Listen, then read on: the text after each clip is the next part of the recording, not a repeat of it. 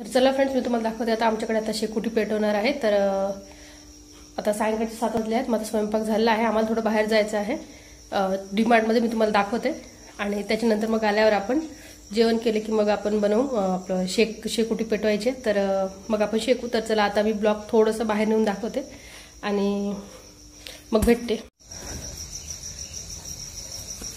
बघा बाहेर, चला ना. हां पोरं होती खेळत, कुठे गेली ती, कुठे गेले? तर चला आता आपण जाऊया डीमार्टमध्ये.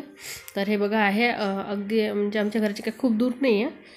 तर माझ्या आईच्या घराजवळ आहे ॲक्च्युली. खूप काही म्हणजे आमच्या घराच्या दूरच आहे. तर या साईडने भरपूर आहे डीमार्ट, तसं काही नाही.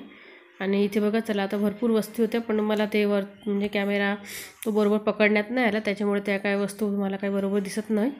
पण जेवढ्या आता दिसत आहे आणि खूप काही म्हणजे असं भरून नसतं, ते नॉर्मल आहे ते, म्हणजे खूप गर्दी नसते तिथे.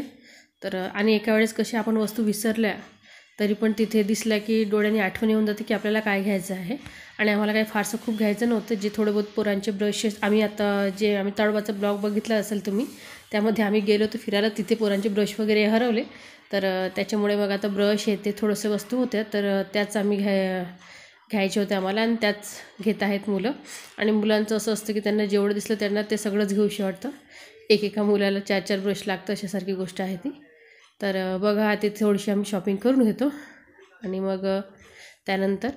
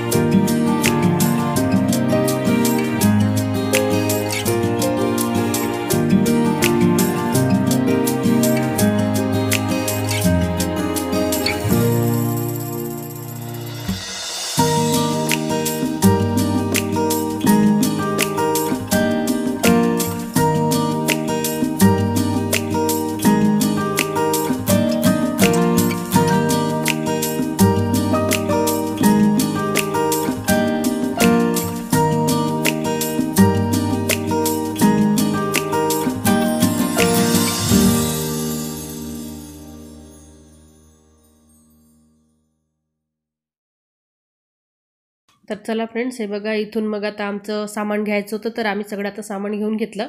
आणि मेन म्हणजे आम्हाला जास्त वेळ लागला नाही. आणि इथे असे पियूला आपलं सामान घ्यायचं होतं. आयू पियू दोघं बहीण भाऊ बिस्किट चॉकलेट्स हेच बघत होते. मला काही आपलं लेडीजचं सामान घ्यायचं होतं, त्याच्यामुळे मी तिकडे याच्याकडे होते.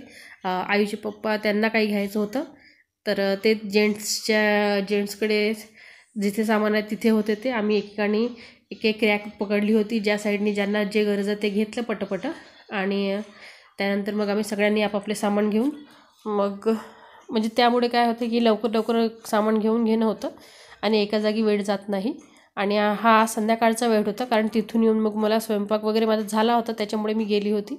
आणि स्वयंपाक वगैरे तिथून आल्यानंतर मग आमच्याकडे शेकोटी पेटवतात, तर त्याच्यामुळे ते सुद्धा बघायचे होते. तर ही शेकोटी आहे मी तुम्हाला नेक्स्ट ब्लॉगमध्ये दाखवेल. आणि जर बस मग आता आमचं घेऊन झालं, त्यानंतर मग आम्ही आता घरी आलो. घरी आल्यानंतर आम्ही बिर्याणी बनवली. तर तीच बिर्याणी मी तुम्हाला दाखवत आहे. याची काही रेसिपी मी तुम्हाला दाखवली नाही, मात्र फक्त बिर्याणी दाखवत आहे, ती अंडा बिर्याणी. हा संडेचा ब्लॉग आहे त्याच्यामुळे. तर अंड्याची बिर्याणी बनवली आणि मस्त मठ्ठा डाळ, बस त्याच्याबरोबर खाल्ला आणि खूप मजा केली. तर बाय फ्रेंड्स, भेटू आपण नेक्स्ट ब्लॉगमध्ये. आवडत असेल तर नक्की लाईक करा, सबस्क्राईब करा. घरी